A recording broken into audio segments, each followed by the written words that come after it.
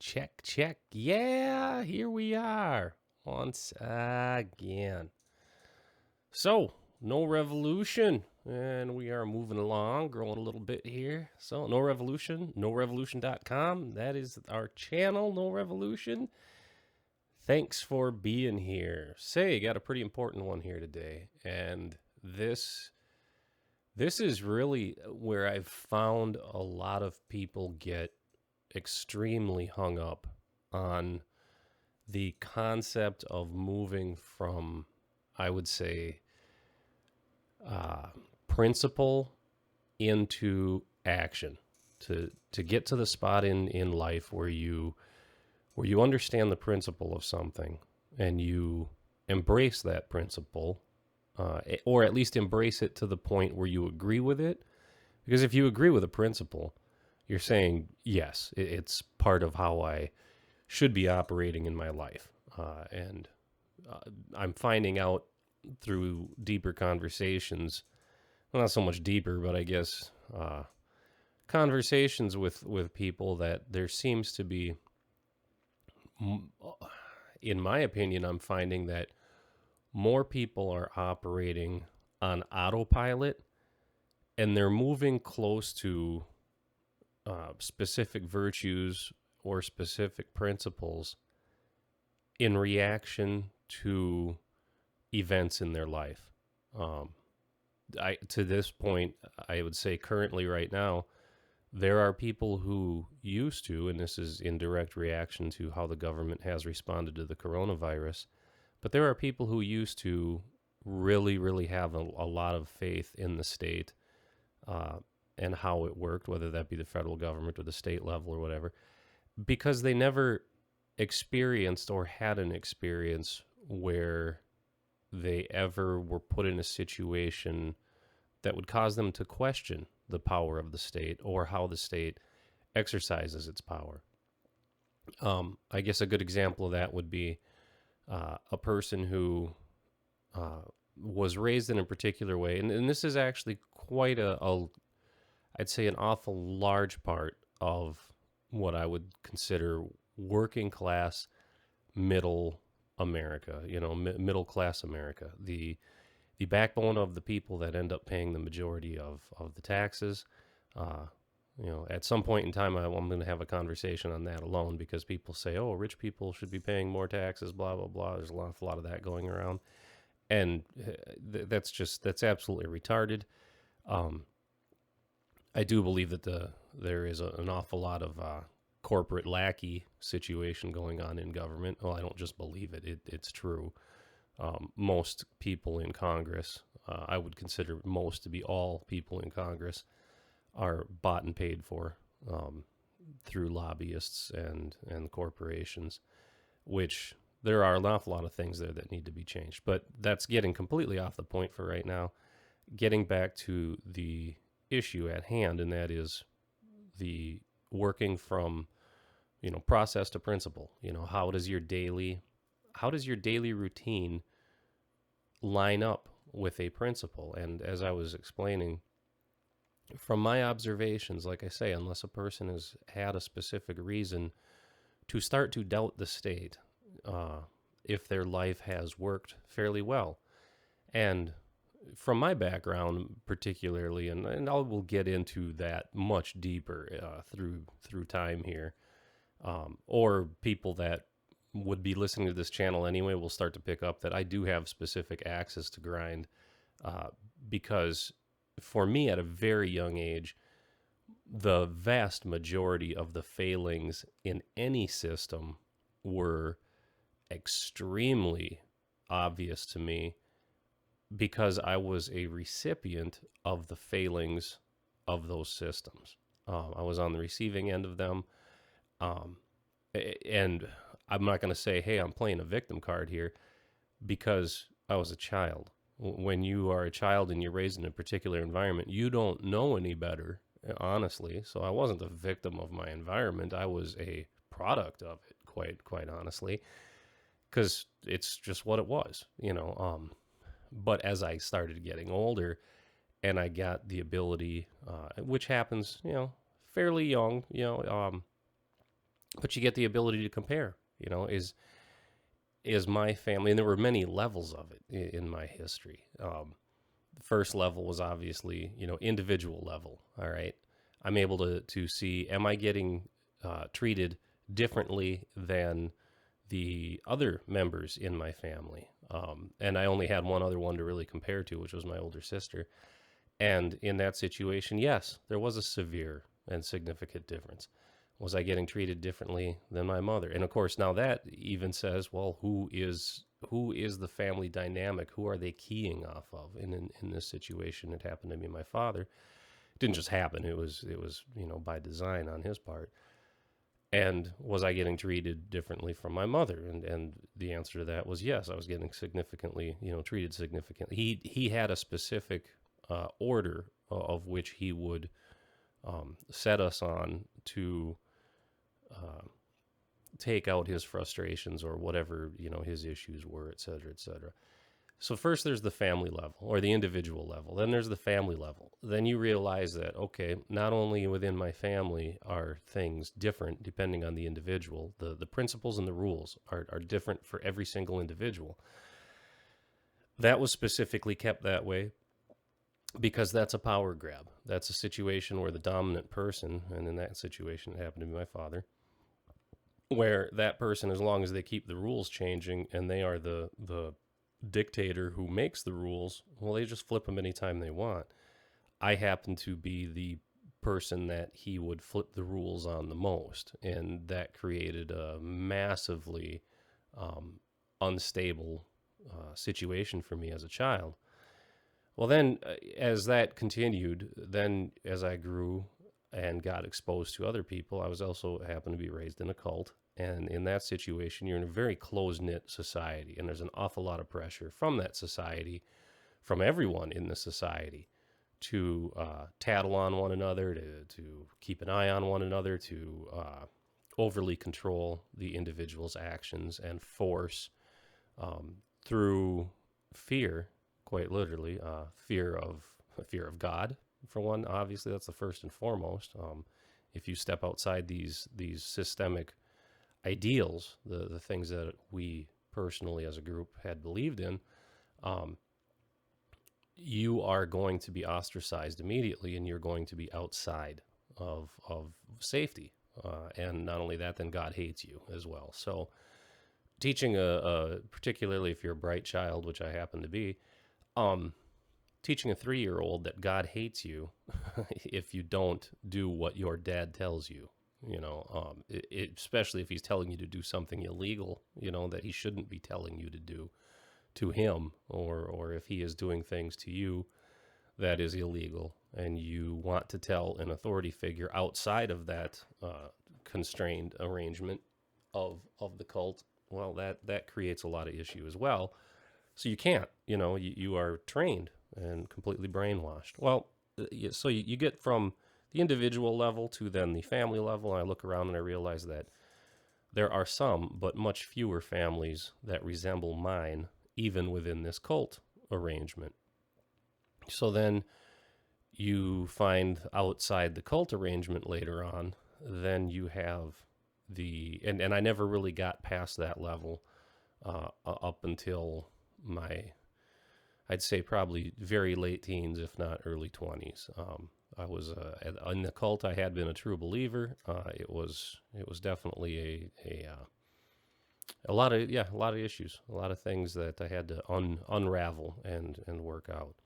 But there's these different levels of systems. That's the lesson to take away from that I'm getting to, is for me, those systems, and they eventually included child protective services. They included the public school system. They included all these different things.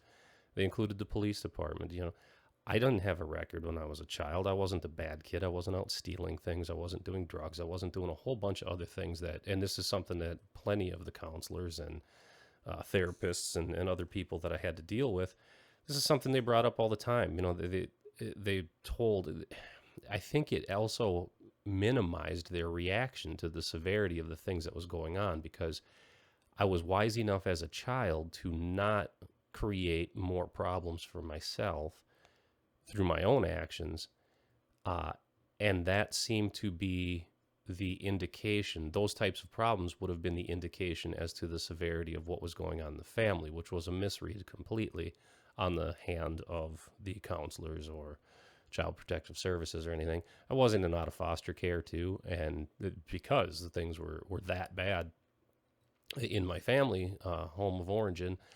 But it was kind of weird because, again, because I was not doing and acting out in extremely destructive personal ways, they didn't really seem to take it as seriously. Again, just not listening, just plain out not listening to or not believing, because I was very level headed considering the situations I was in. And that surprised them. It wasn't how the normal is.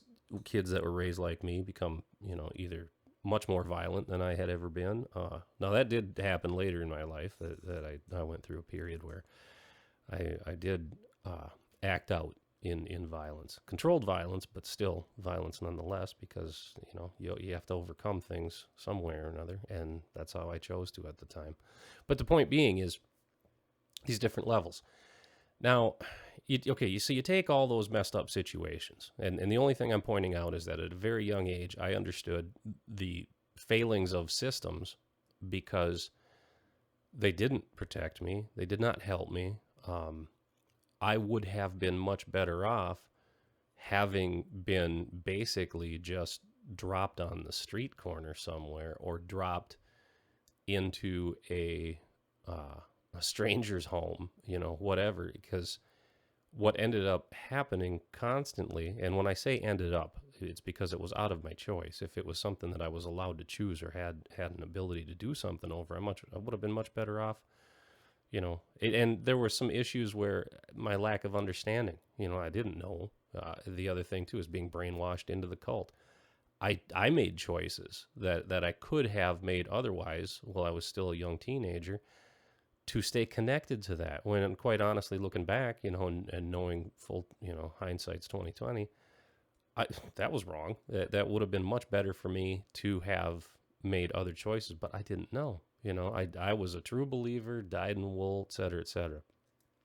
Well, the whole point being, the same thing I see happen, and mass, very, very large scale. And again, I'm going to go particularly to the working class, the middle class, the backbone of society, basically, as they say, and inverse that.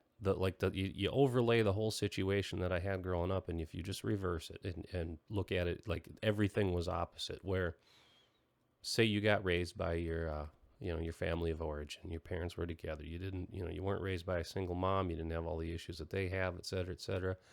You had your dad there, your mom was present too, et cetera.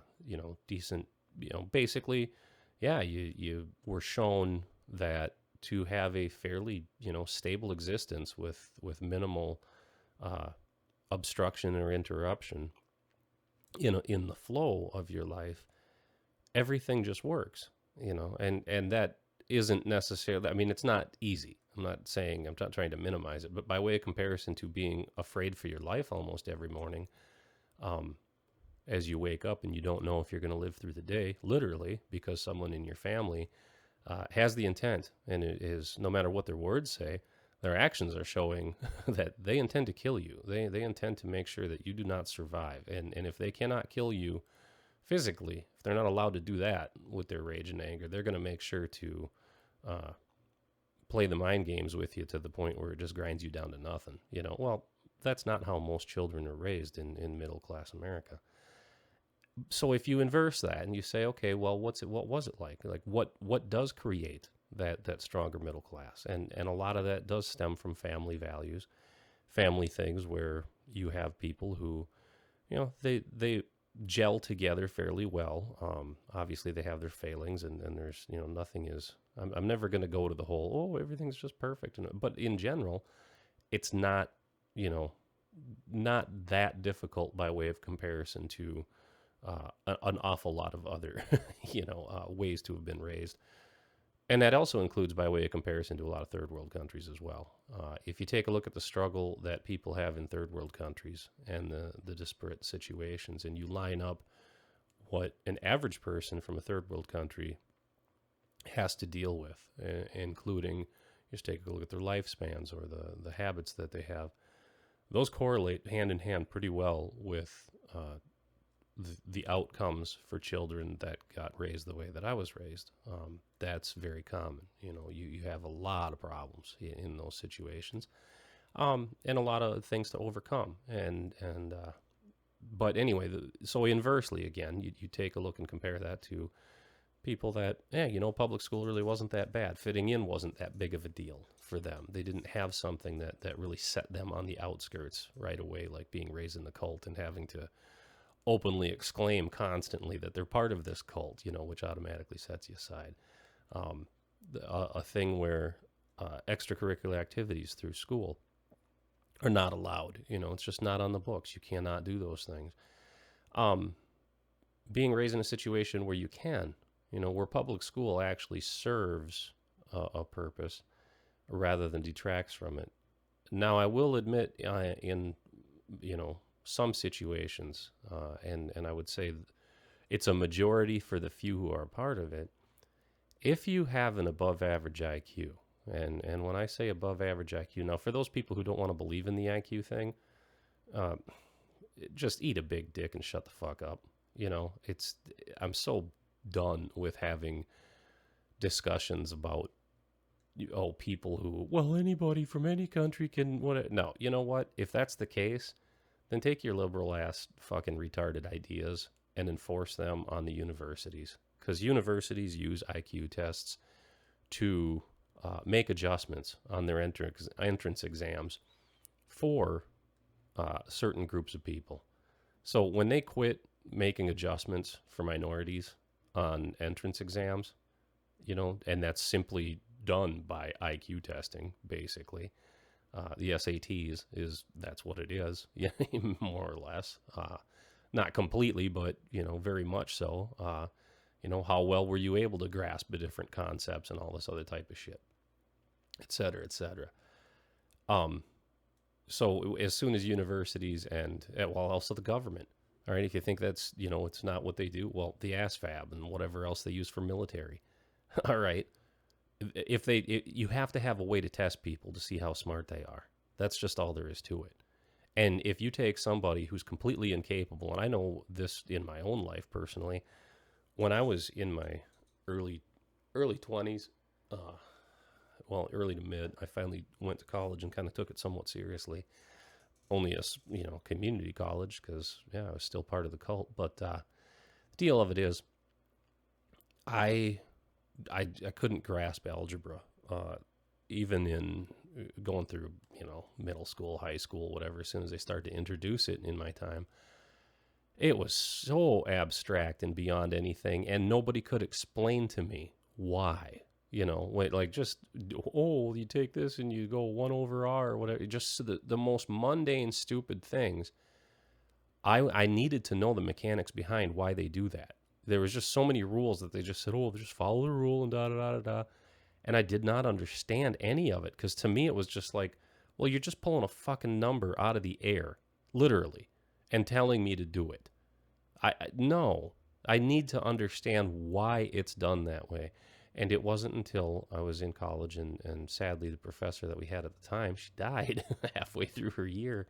God, that sucked because there were a few other people in that course, and that was a pre-algebra thing. It was supposed to help get me to the ability to take the next class, and thank God they allowed me to take a physics class instead to substitute for the credit.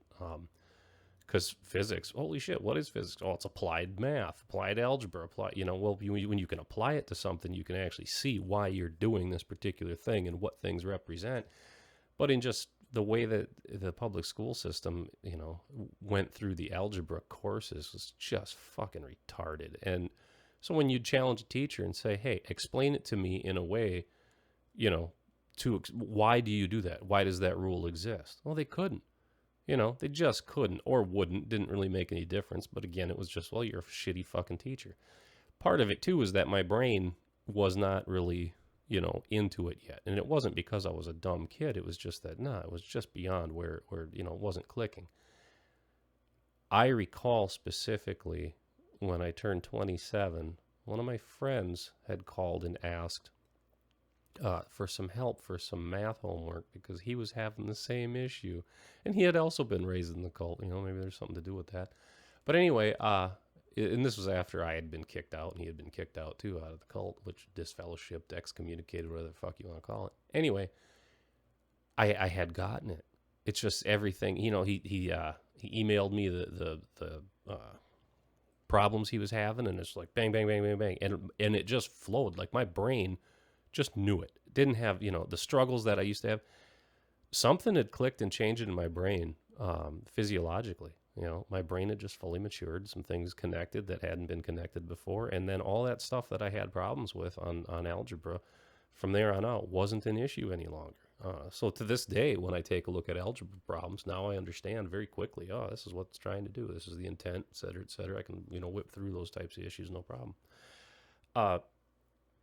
But it was, it was a situation where it just, didn't really roll with me all that well. And so there were a lot of issues, in these examples of how the system itself really didn't work very well. But for a lot of people, it did. They didn't have those struggles in that way. And in a lot of ways, now the whole point I'm making with that too is that now I wasn't a stupid person either.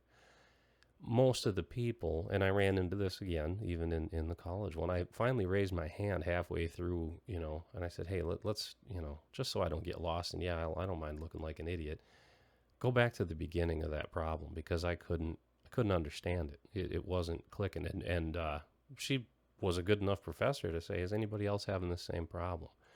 And 8 out of the 30-some people in the course, rose their hands too, whatever. So there's a bunch of adults around me and all that, and they were but they didn't want to have the balls to, and which is interesting because it went to show again the fear of being nonconformist, not being part of the tribe, overrides the individual need for success. Isn't that weird? Because that's exactly what the point is that you're supposed to be in college for. To become successful, to learn how to be successful. And yet, at the same time, in the middle of an algebra course where you're there to learn how to be successful at a specific thing that you are taught that you will need, you're too afraid to raise your hand because nobody else in the class is raising their hand either. Like I said, there were 8 other people in that course that rose their hand.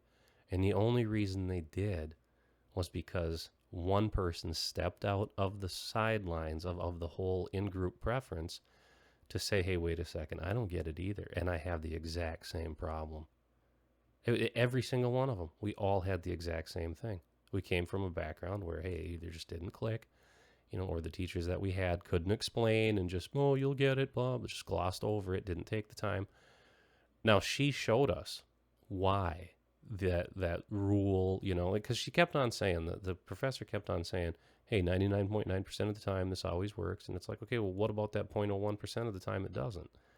Rules are rules. And if they're not rules, then they're just general guidelines that can be, fucked with from time to time. But that point alone is kind of where part of this is going today, is the fact that it all boils down to, in so many ways, a competition for conformity way beyond anything else.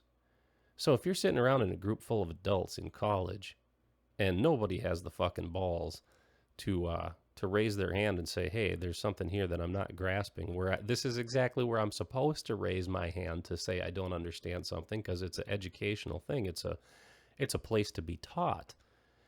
If you can't even do that, what the hell? If that's not proof that people, because those 8 people actually represented the whole class at that point in time.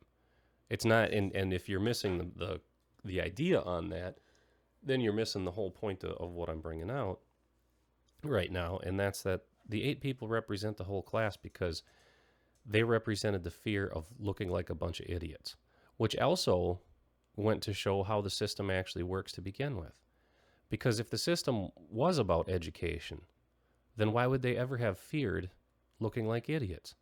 As soon as someone raised their hand as a child and said, I don't understand, the class should be, if it's not about making you look like an idiot, and if it's not about conformity, then number one, when you're in college, nobody would ever have a fear out of raising their hand. Everybody would be assertive and be like, yeah, I don't get this. Every single one of those 8 people, it took me by that point in time, as I was struggling with it, and it wasn't happening, and I finally just got to the end of it, and I'm like, wait a sec, I'm not getting this, so I'm stopping the whole fucking class, whatever, and then come to find out, yeah, there's 8 other people that don't get it either. But immediately, it should have been something where all of us would have been raising our hands, except for the people in the class that understood it. But the fact is, like I say, the 8 represented the whole class in the sense that, and it's not just in a sense, this is the obvious reality of it, in the sense that in all the time that you were in high school, you were taught, do not be on the outside of the herd. It is not safe. And who taught you that? All right. Well, definitely the system, the way the teachers taught, but the other part of it too is because if it were, again, you have to look at the inverse of things often when you're going through these thought processes. So go back upstream, by the time you're in that college situation, or if you've ever been in that situation where you're the person that raises your hand and all that type of stuff, you go back upstream and you take a look and see, okay, how many times in public schooling, or how many times when you didn't understand anything and you raised your hand, you asked a question and you were ridiculed for it, or the teacher rolled their eyes, or the kids next to you, looked at you like you were an idiot, whatever. Oh, that's a dumb question, or blah, blah, blah, blah. And they make you feel like, or they try to make you feel like you're insignificant, insufficient, that you're inadequate. There's something there that's wrong with you, obviously.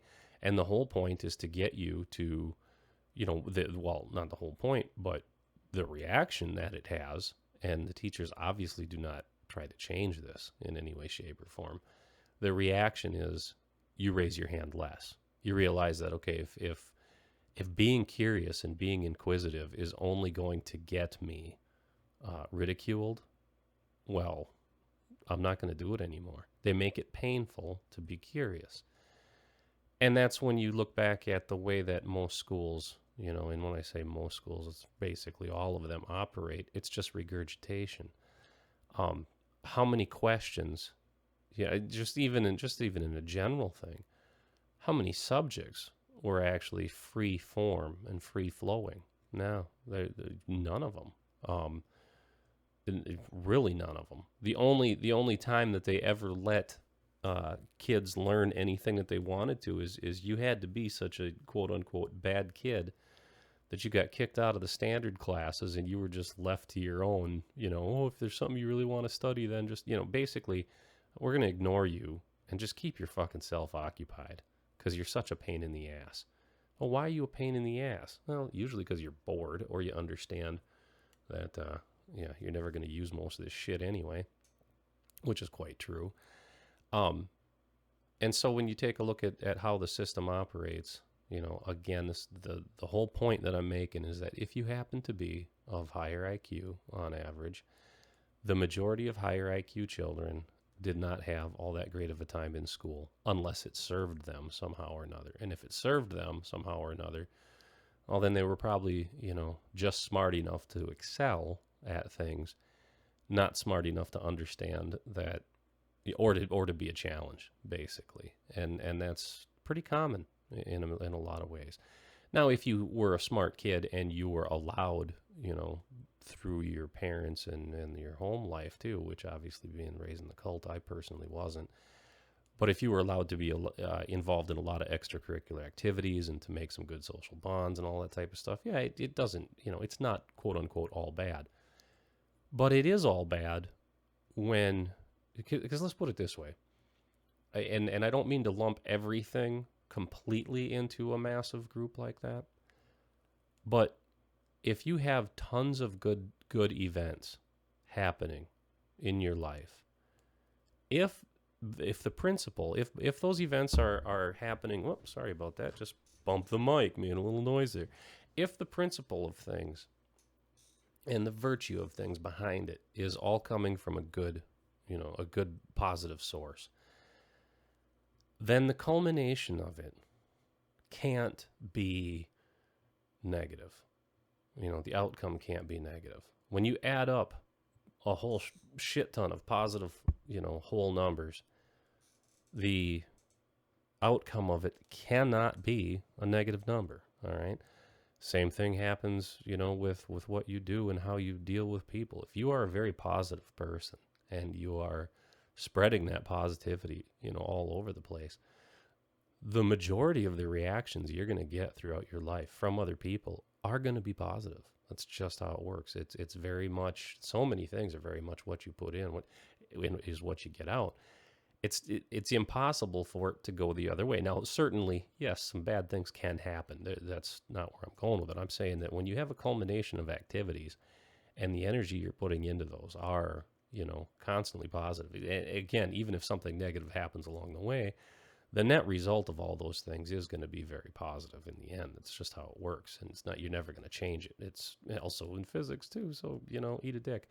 But the point I'm making is that if it's not, if it just seems like it is, if it's just because, it seems to work pretty well and all that type of stuff, the net result can't be negative. Well, if it is negative at the net result of it, here's a really great example. Right now, with the whole coronavirus thing, there's an awful lot of people that I've run into and had some interesting, conversations about. And that's what I'm bringing up, is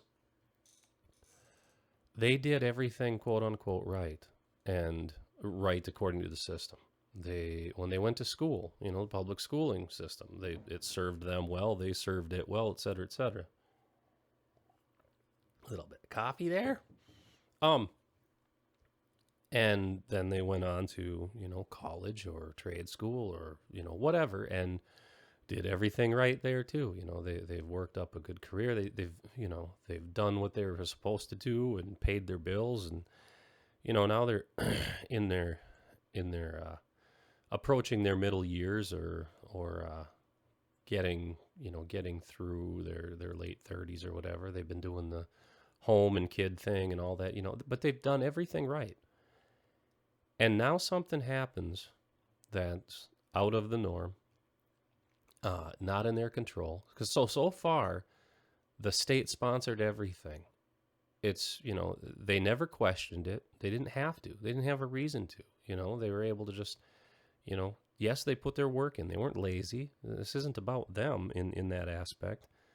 But everything just worked. And now all of a sudden, when they lost their job and they realized that, okay, unemployment or whatever state sponsored, well, it's unemployment insurance, through the state. Of course, fuck if they'll let you do it, independently, the same way, which you can, obviously. That's called savings and investment in the correct things and blah, blah, blah. But, the people that are really into that also know that you do a lot there too, and government can just step in and take it away, or fuck something up so that it drains the whole thing quick. So you got to stay on top of everything. And this comes back down to what the eventual issue is going to be about on this unit today, this podcast, this video cast, this whatever we want to call it. But so this person's done everything right, and suddenly, because of how the state is reacting to a particular situation, because this isn't the only situation that they could be, that they will be or could be faced with. There's an awful lot of others that could happen too. So it's more an observation of what the state does by way of comparison to why it does what it does. Because the whys could have been a whole bunch of other things too. For all it matters, somebody might have, made an attack on Pearl Harbor again or something. I mean, or Canada, Manitoba might have decided to send a horse over the border illegally. Oh my fucking God, we got to go do a whole bunch of shit. Who knows? It's again, just strip back the why, because that doesn't really make the difference, and take a look and say what are they doing? What is the reaction? So these people have done everything right, basically, and now they're, not saying they're completely screwed, but all that stability that they thought the state was bringing them, now all of a sudden, now they're starting to question. Like, wait a second. Okay. As they look into how this is being handled, the coronavirus, COVID-19 situation, when they look into, are there other ways to do it? If they have an open mind about it, saying, well, does it exist? Does it not exist? If it exists, how does it compare to other, situations, et cetera, et cetera?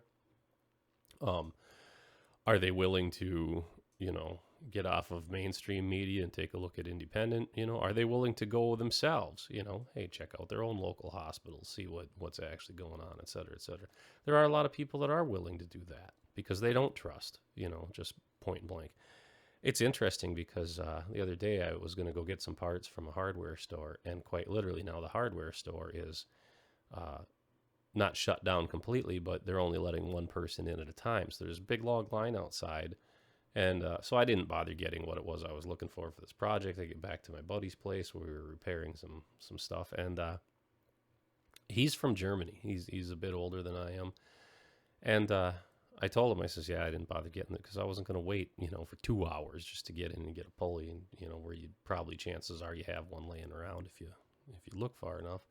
He's like, yeah, I'm sure I got one, blah, blah, blah. So we dug through some junk. But he turned and looked at me. He goes, this is just ridiculous.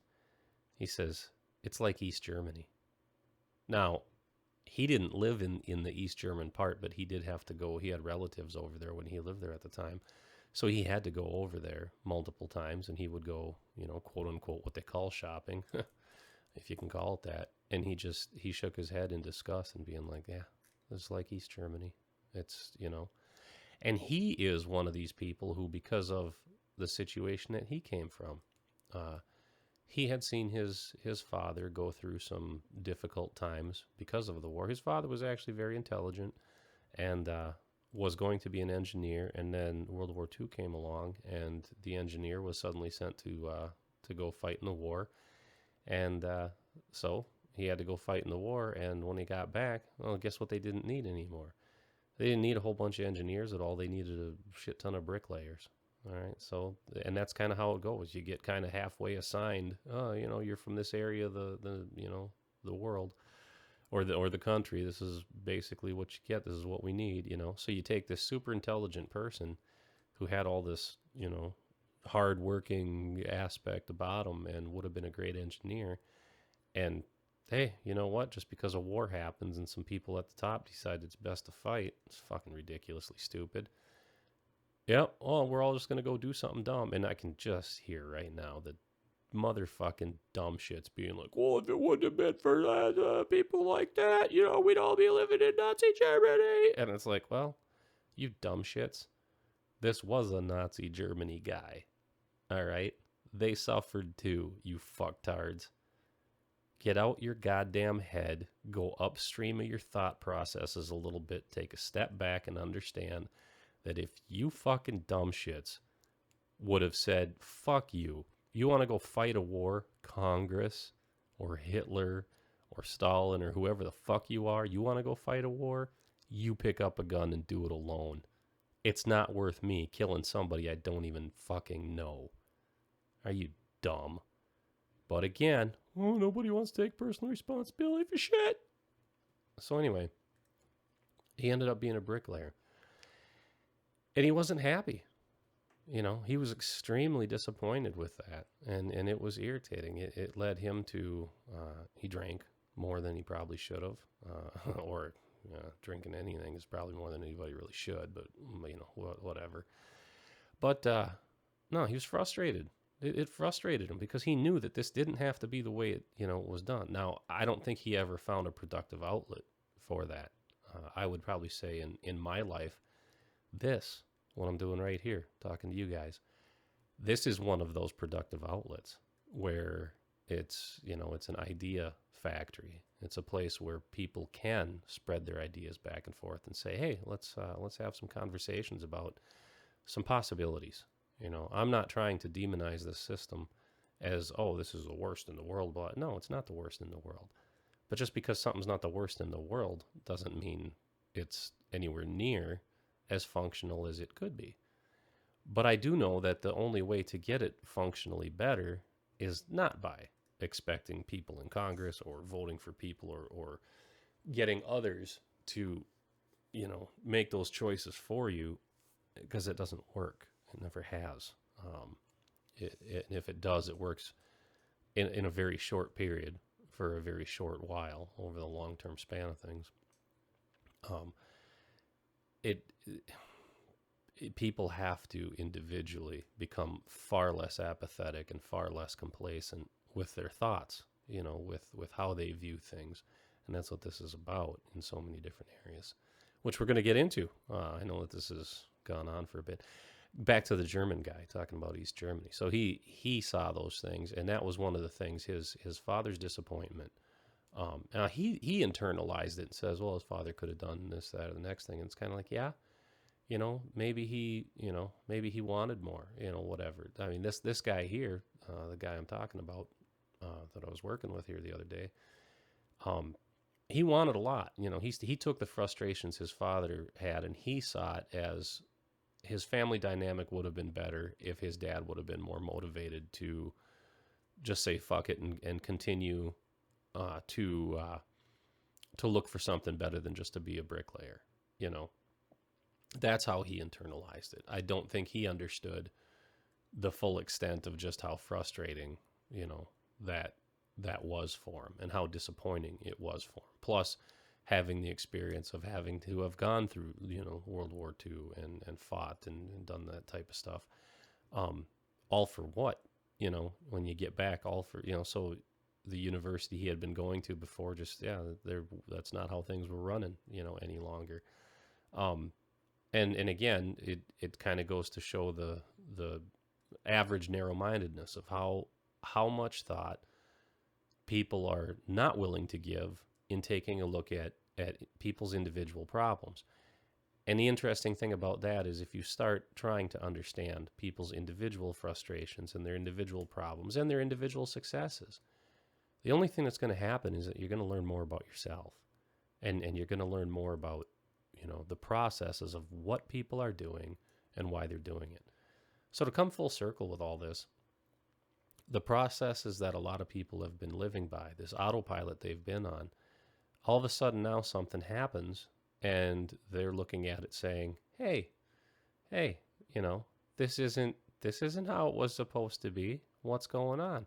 And for the first time, I'm seeing an awful lot of people who've been, they've been really bought and paid for, by the way that things have worked, because it's worked very well for them up until now.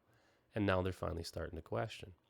So this gets into the overall main point topic that I want to bring up today, and that is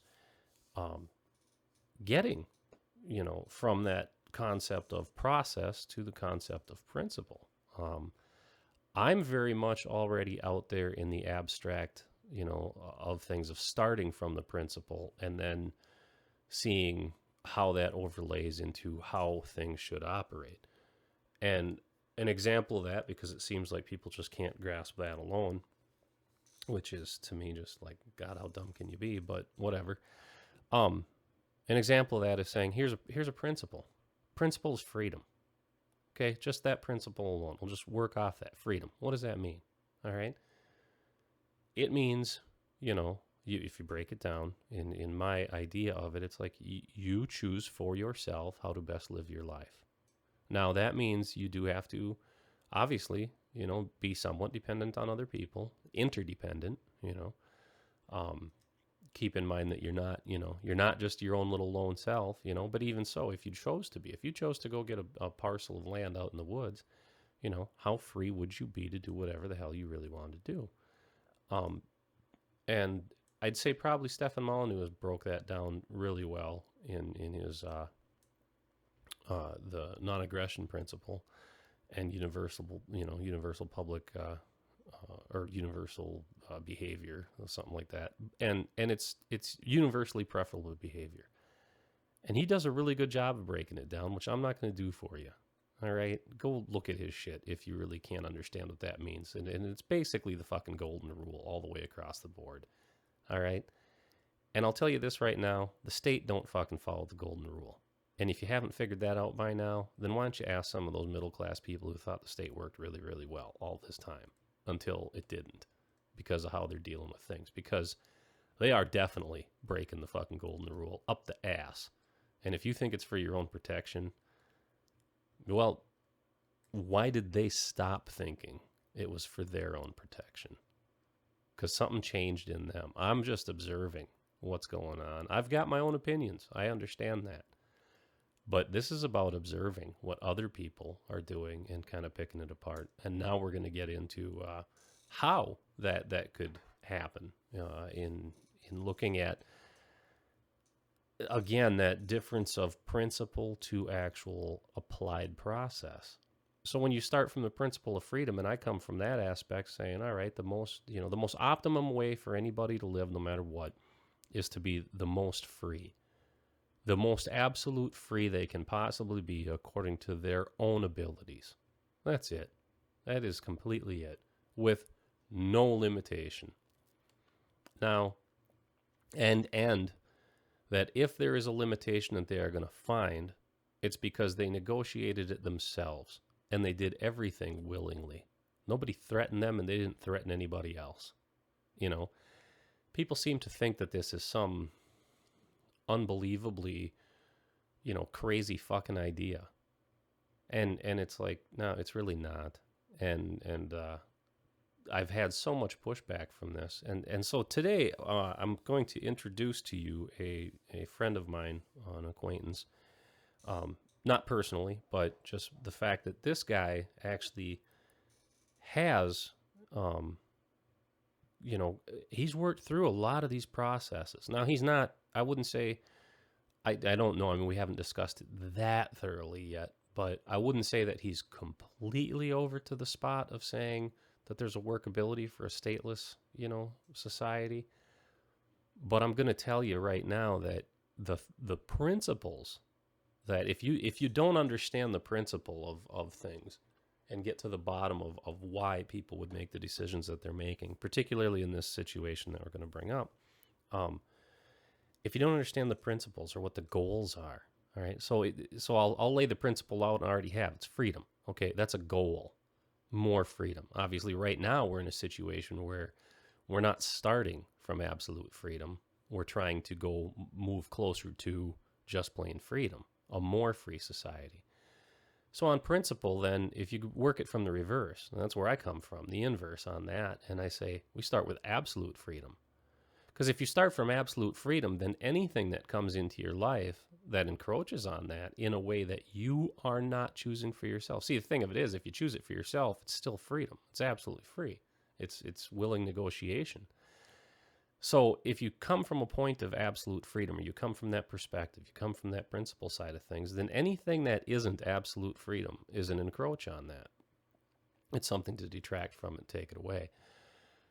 And I've been told by some other guys I do some podcasts with, I've been told multiple times, it's like, oh, that's just some utopia, and he calls it like some communist utopia. It's like, are you fucking kidding? Communism is not free. That's exactly the opposite of what I'm talking about, But in his mind, he can't seem to square that circle at all. And it's actually saying, no, this square, this is freedom. This is absolute freedom. Now, what's interesting is, again, I've brought this up before, is the more conservative people, the ones that want to move towards more freedom, it's like they just cannot seem to wrap their heads around how do we get there? Like, whoa, if you go from where I'm at, to where you're at, oh my God, that's just way too fucking far. It's just some utopia. It's like, no, it's really not, actually, because every single thing that you're doing and everything you're trying to move towards in a more conservative, more free, more unregulated society is moving towards absolute freedom.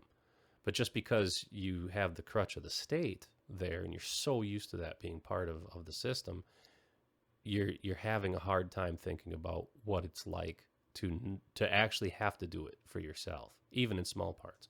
So anyway, the whole point is, I asked this friend of mine.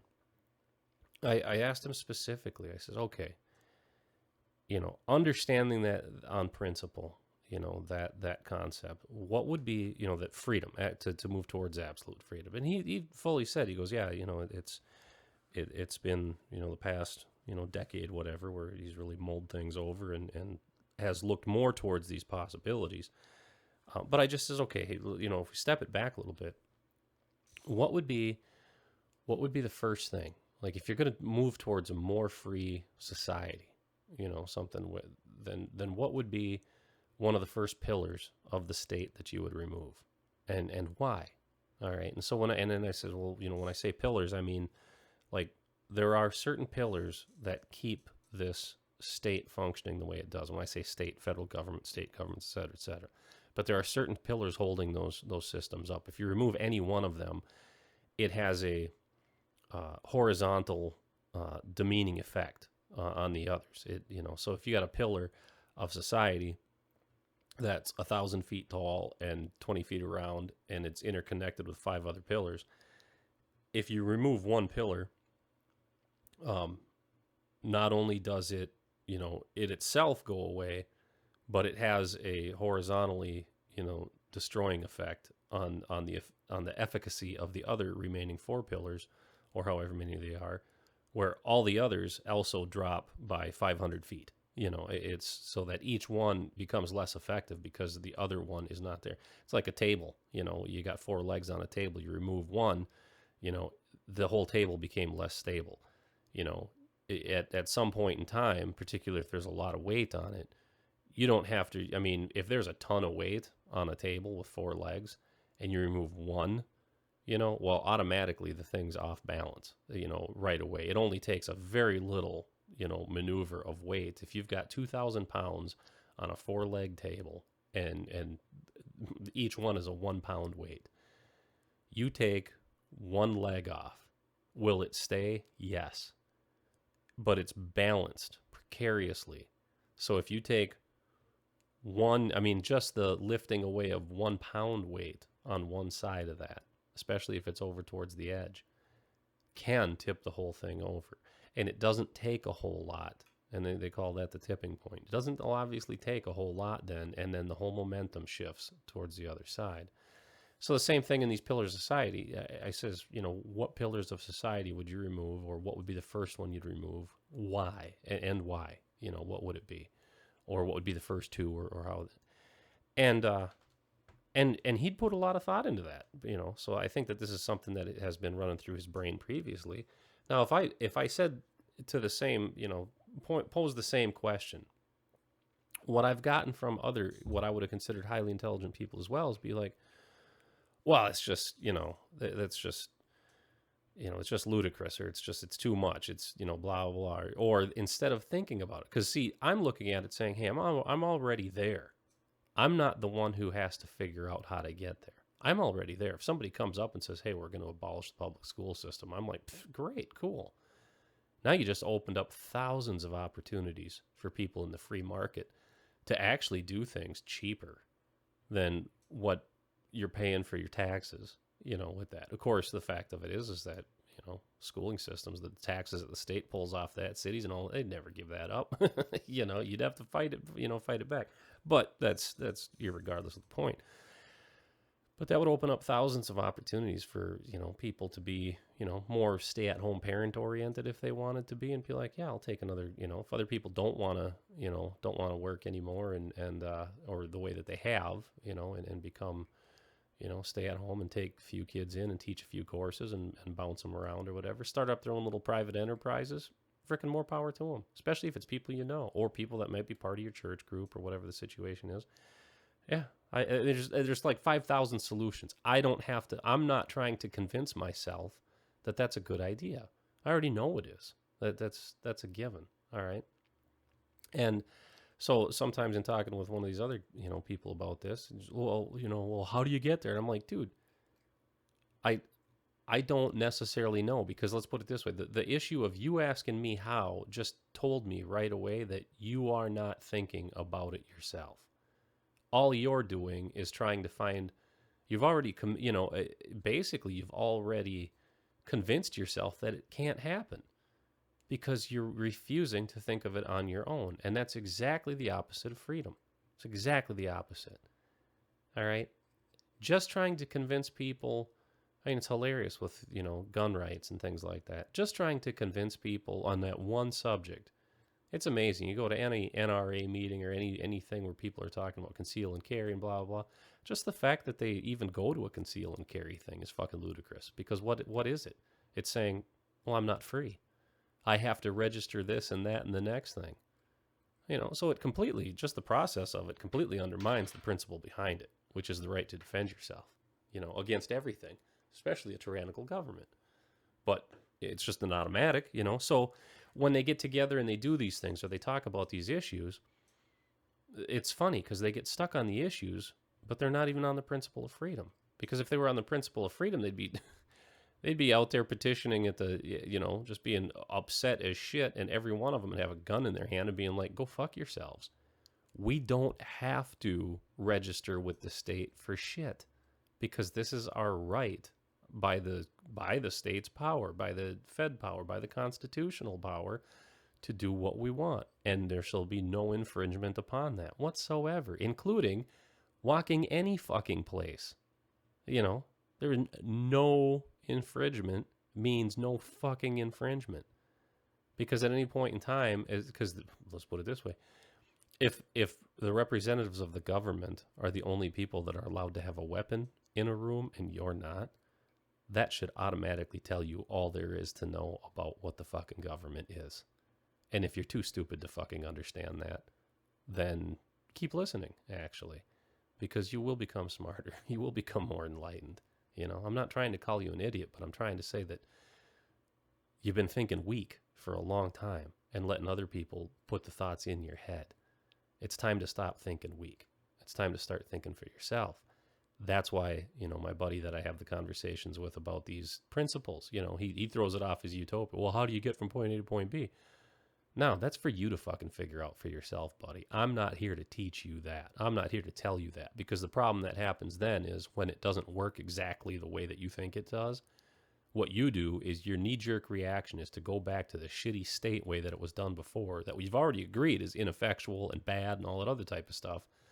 But now, instead of you taking personal responsibility in your life and negotiating with those around you to be able to figure it out for yourselves and to find a better way, oh, no, well, that didn't work. Well, that failed. Well, you're a fucking idiot. Again, come back to the personal attacks, which is exactly why they didn't raise their hands to begin with in college. Because, you might feel like an idiot. Well, who gives a shit about how you feel? Who gives a shit about how I feel? Let's give a shit about freedom. Let's give a shit about what's right. So anyway, this friend of mine that I'm going to read some things that he brought out. I asked him specifically, what pillars? This is a very interesting take on things. And I really appreciate how he went about, the time he took and how he articulated his ideas on things. And it is working off that principle. I don't think he had the goal in mind of saying, hey, I'm looking to, completely abolish the state or whatever. But he did a very good explanation on principle as far as like, how would you start getting rid of, state power to get people to a position where their abilities to think for themselves and have more freedom basically are part of the norm. So I am going to get to this. Here we go. Okay, so I asked him,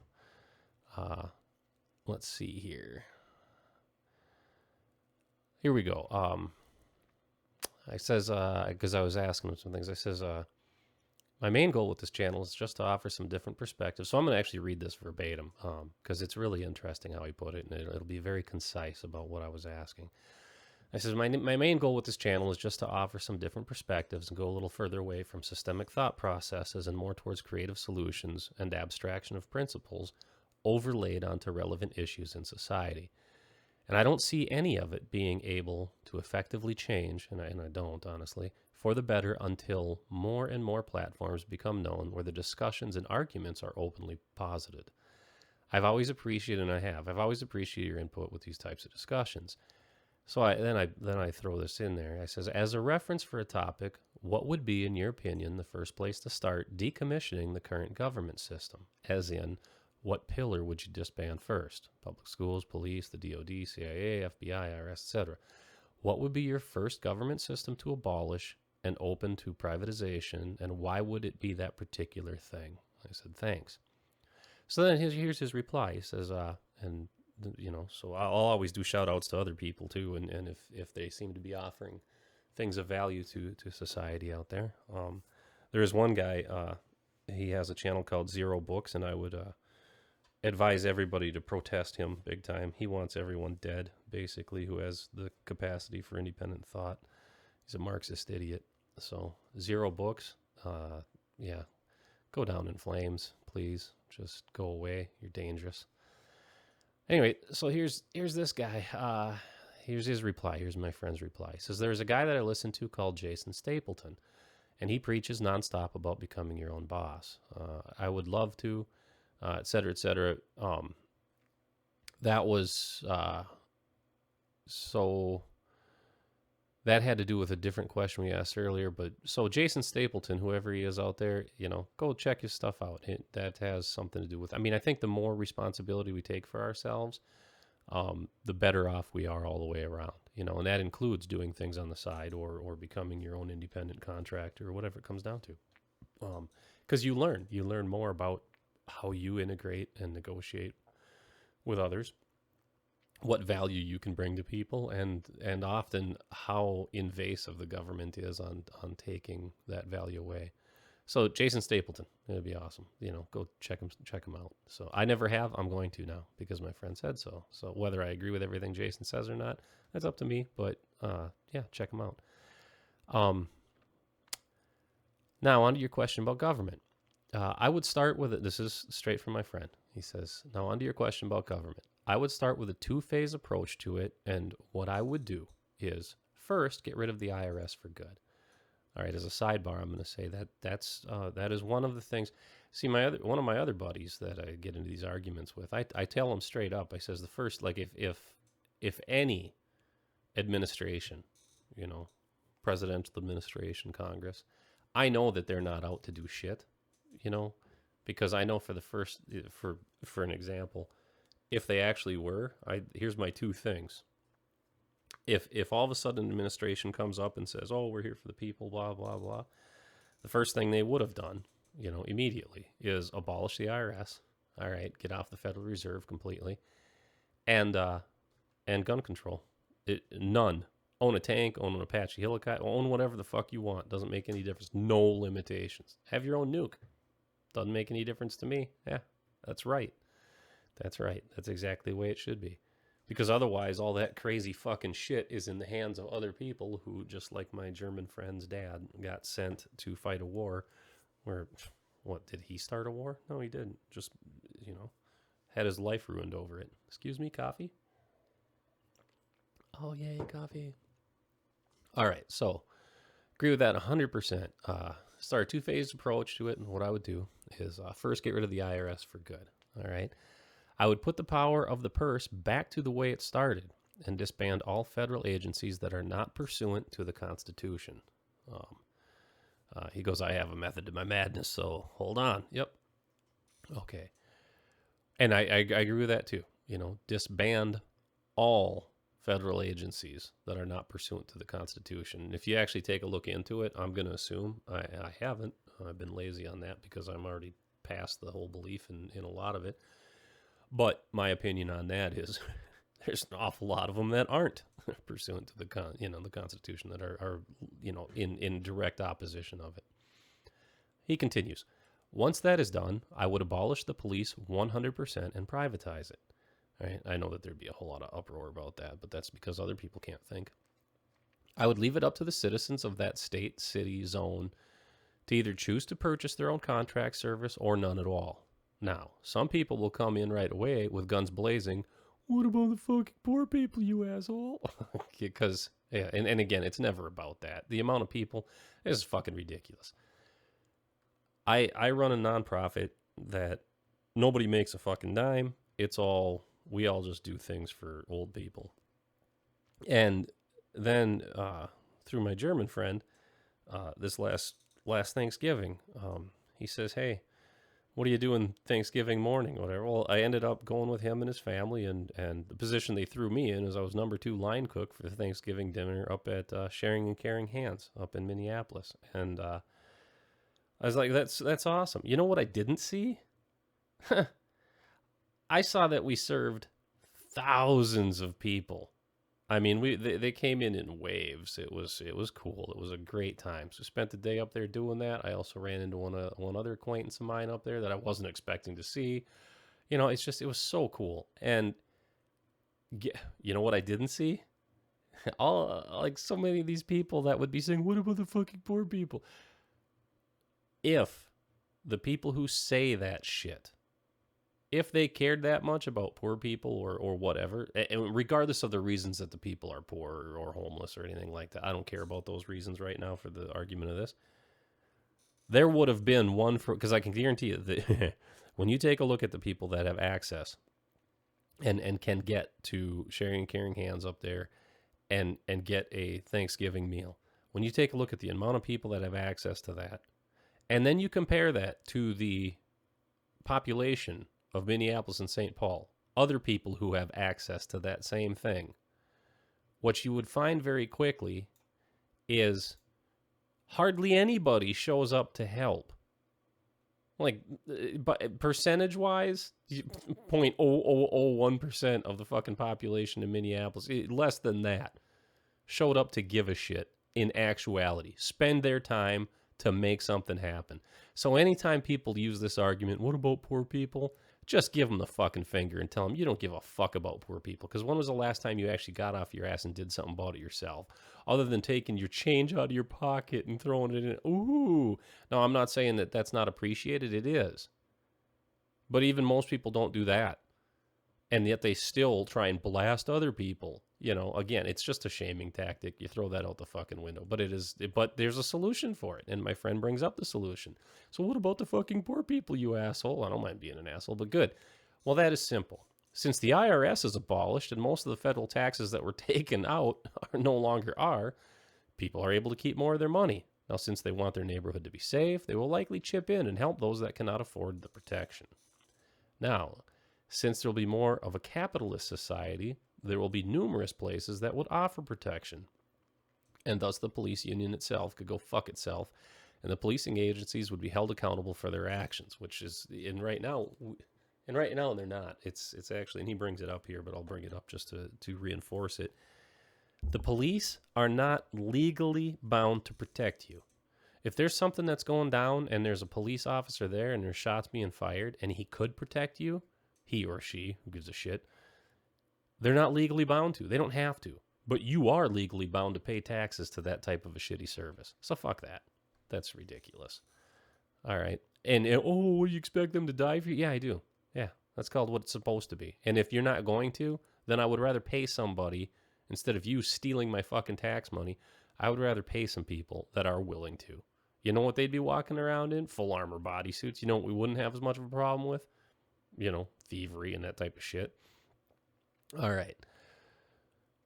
Those that could not afford to help out with the neighborhood contract could try to work off their debt to their neighbors, or they could move to a different area that either they choose not to have those services, or they could move into a different model where you only charge when you call, kind of like ambulances. Okay, so right in that alone, and this is what I really appreciate about this guy. Right here alone, he has offered up not just one solution, but a multi-tier solution as to why this could be done, why it should be done, and how it could be done, and that it would work. And that really, if a person just follows on that process inductively, they're like, wow, well, then we could do this and then we could do that. There could be all these other modifications to these concepts that he's brought up here, and none of them are too far out there in any way, shape, or form.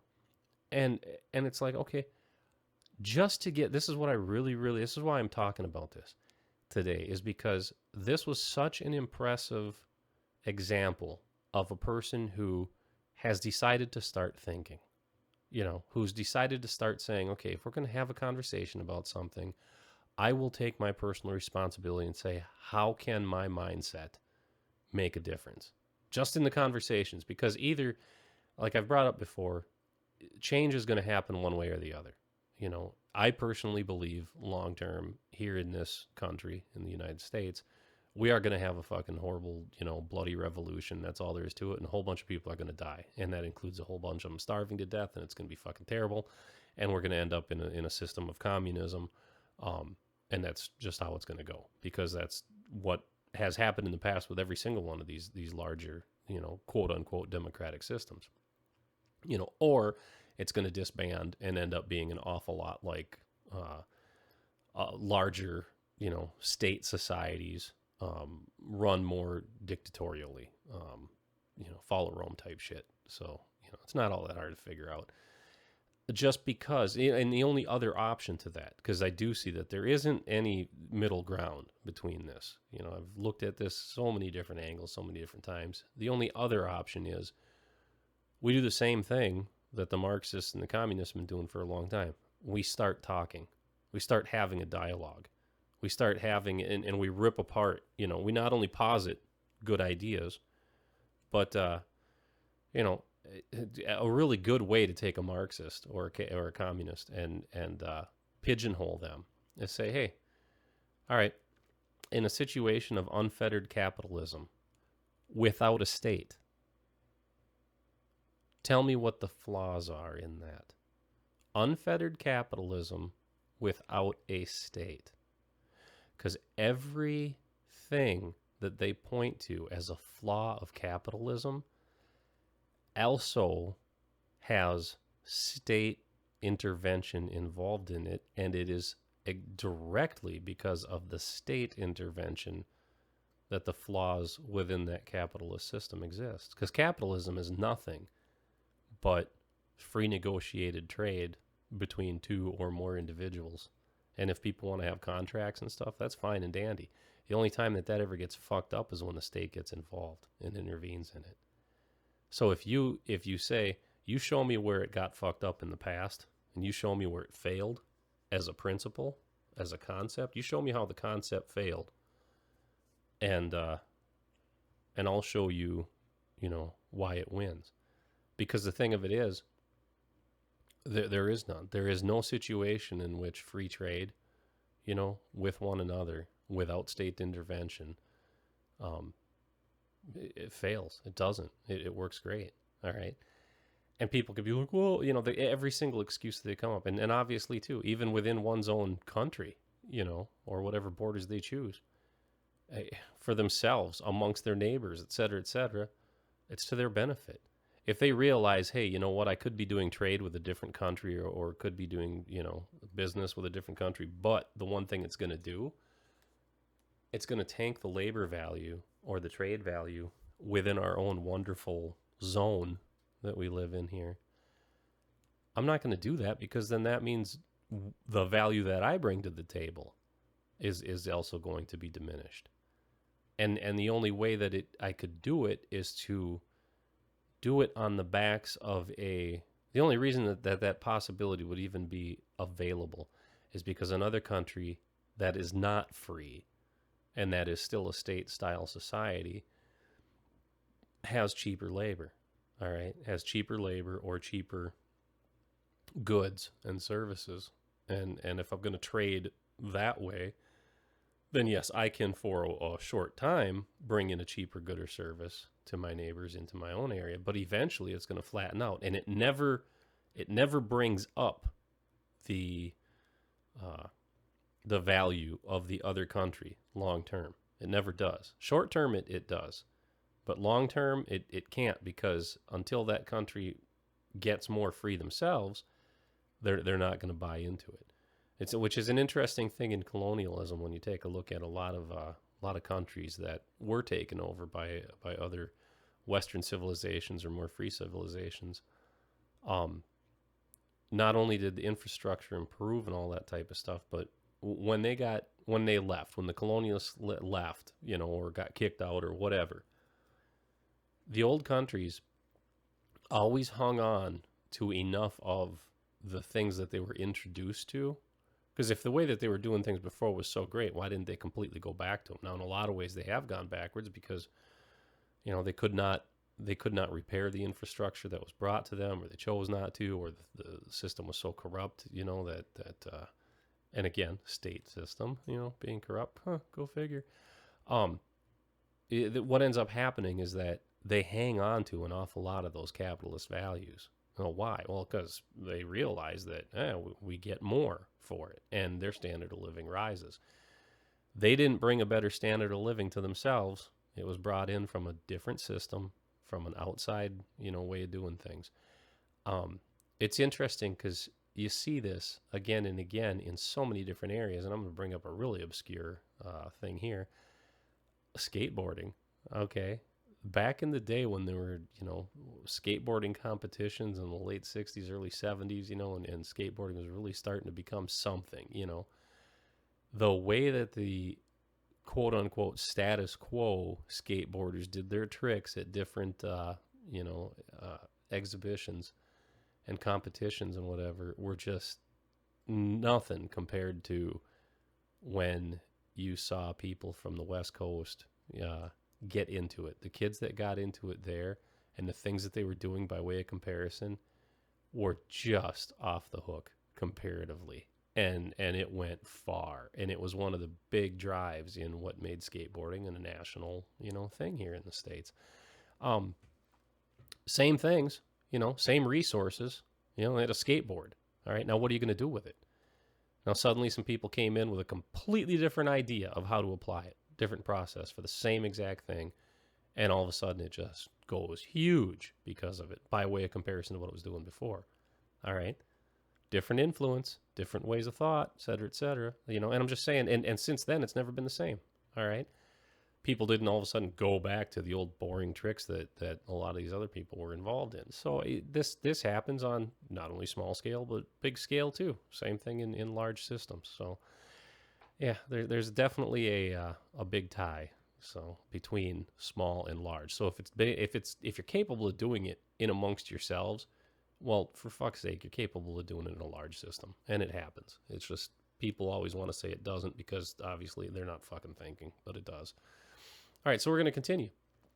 He says, okay, so abolish the police and the IRS and whatever. So now after you go with this model for a few years and people start to see that each state is actually managing their land better than I love this term, than the fucktards in the federal level, people will start to wake up and see, gee, maybe we really did not need all that big government.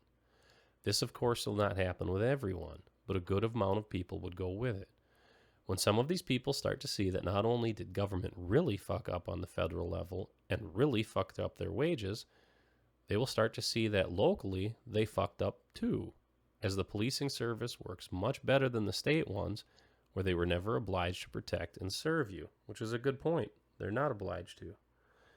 Now this brings in, they're really, all they are is a racket system. That's all it is. It's a racket. It's a for-profit racket for themselves with state-supervised funding. It's ridiculous. And city. Now, this brings in a bit of the minarchist view, as the police will no longer be around to fine and jail people for going too fast down a road. So the only time that they would actually come into play is when an accident happens or someone's rights are directly violated, and the policing service for that area would come into play. Since the states now own their own agencies fully now, I would start to take the power away from them, and the people of those states, areas, could designate, if they wanted, a pay-by-service to manage those things for them.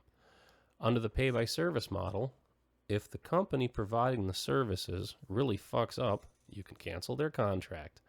But in a state model, you just can't. Well, you can. tell the state, fuck you, you're fired. Okay?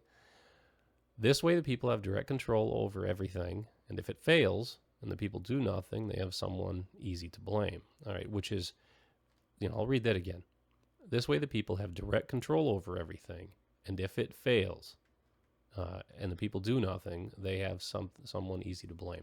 So if something fails and the people that were supposed to be responsible for it don't do anything, well, then obviously the culpability and the blame is on the people that chose not to do anything. Right now, that system is not the case. The state can fuck anything up they want, and, they're not responsible for shit.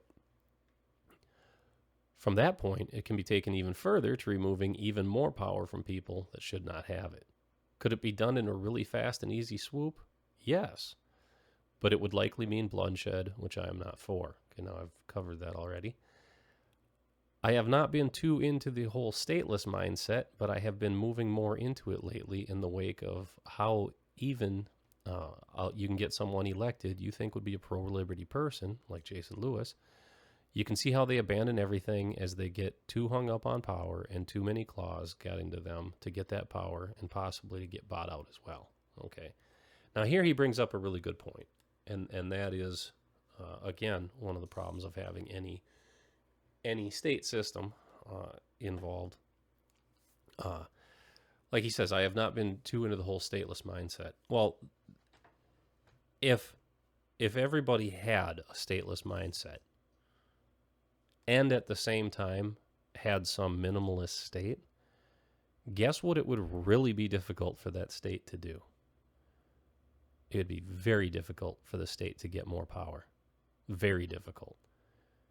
If everybody had the mindset of saying, on principle, the best thing to have is no state, and if in some areas they still have one, when that state or the representatives in it attempt to make a grab for more power or more control, they would be shot down very quickly with any maneuver they tried to have, and people would be on them like flies on shit. And that's why I come from having that stateless mindset, which I think is a really good term, and I'm going to use that from here on out. So thank you very much. But it's one of those things of saying, without people being able to get into the concept of how would they operate their lives, independently, within themselves, but also interdependently with others. If you can get them to the point where they can start thinking along those lines, now you're getting to the spot where you recognize and realize that they are going to be able to start seeing more of the flaws in the system that does exist and how they could come up with independent and private solutions to the necessities that we would still use, the services we would still need. And then find out that, more and more you've been overcharged and things have been very poorly managed, and et cetera, from, small to large.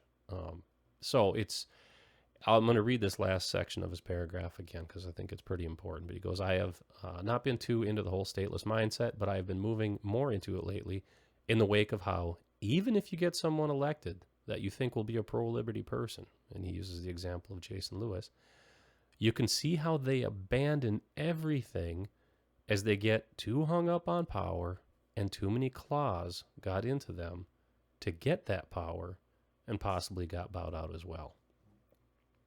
Okay. So that's it. That is his approach to how to begin to get into a more free society, quite honestly. And I want to thank him a lot for that. So I would, and I don't really have any critique on that because obviously my whole take is if I just want people to be able to start thinking like this in that aspect, or, not that I want them to or don't want them to. I would appreciate it if they would. I can't force them to. But when someone comes up with a different idea on something, instead of just automatically shutting it down and saying, oh, it can't be done and blah, blah, blah, blah, just getting to the spot where you can have that conversation is huge.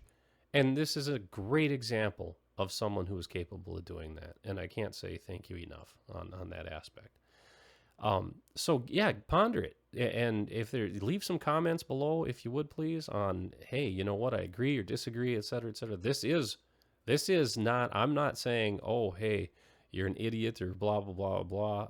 I'm very open to having all sorts of different discussions on these types of issues. One thing I will not tolerate, and I don't think people should, is if someone just brings up a just plain out dumb idea. All right.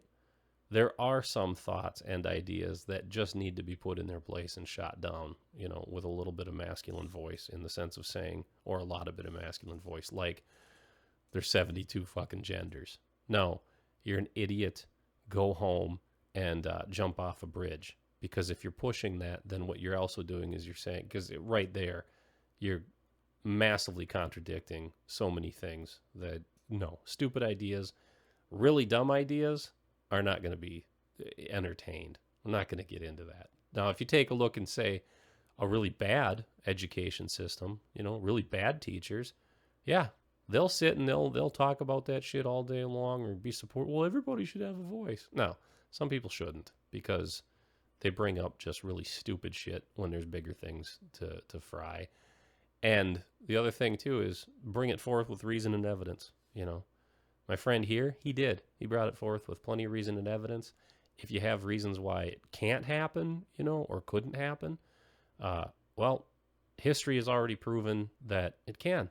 And if you don't understand that, then read a book from Gene Sharp called From Dictatorship to Democracy, because the whole concept of undermining the pillars of society, or not society, state power, that's exactly how they overthrew multiple governments. The guy used to work for the CIA, all right, and that's what they did.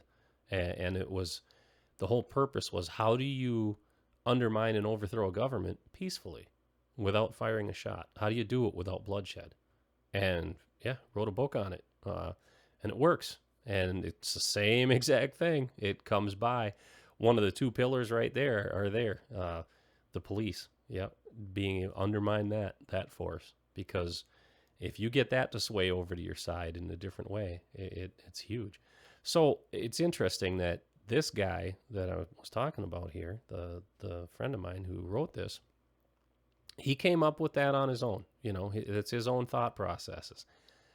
But the same exact processes that he's looking into and that he's thought of on his own have already been used in the overthrow and the coup of other countries' governments by the CIA. So if you're going to sit there and say it doesn't work, then you're full of shit. It actually does, and they've used it in the past many times in other countries. They've changed the monetary system to affect the monetary system. It was through different methods, but it's one of the same approaches. You destabilize their economy. And by destabilize, it means, yeah, you switch their economy to a different style. All right, well, that's exactly what my friend here brings up, switching it to a different style. And another thing was the police force. All right, that's the same thing the CIA used too. So for all those of you who think that it can't work, you're wrong. And it just, again, goes to show that you're using a knee-jerk reaction, you haven't looked into it, and you'd come to a conclusion before you know what you're talking about. That's not a good thing.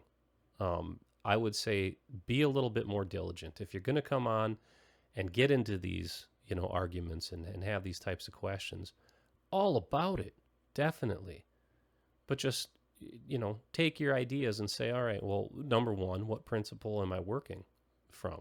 Am I working from a principle of freedom, or am I working from a principle of limited freedom? Or, well, then what are the limits? If I'm working from a system of chains, then all right, how's that working? And then reason and evidence. Has it happened before in the past? If it hasn't, then yeah, you might be in brand new ground. That's cool. But like I say, the things he's talking about right here, I can tell you right now, yeah, anybody that's done due diligence is going to be able to see very quickly. This has already happened in other places, not for the same goal, but he's talking about specific processes for change. All right. How do you change from one process to another? Well, he specifically is showing that, yeah, it can be done, and it is done. All right. And or I'm specifically bringing up those instances where the CIA has used those same exact processes, and it's worked out fine. Well, thank you everybody for listening. It's been very interesting. I want to thank you again, the guy that wrote to me on this and had this to share. Thanks very much for the insights and looking into it and sharing what your thoughts and ideas are. I'm moving towards a more free society, particularly in light of some of the changes that have been happening here and some of the effects we've been having to have. I know this is a long one, but I hope you enjoyed it. Comment, like, question, etc. below. Subscribe, please, if you would. Also, again, I haven't been there recently because I've been busy doing some other things, but KnowRevolution.com, got to get that up and going. I'm working on a logo, and the guy that wrote this today, these answers to the questions I had, he'll remember the logo because the original I wrote back when we were in college together. So that'll be interesting. So it'll be fun. But again, hit the like or the dislike. Leave a comment, get a little bit of traffic going. And we'll talk at you all later. Again, KnowRevolution. Keep taking in the knowledge and think for yourselves. You have a good day, people. You have a good day.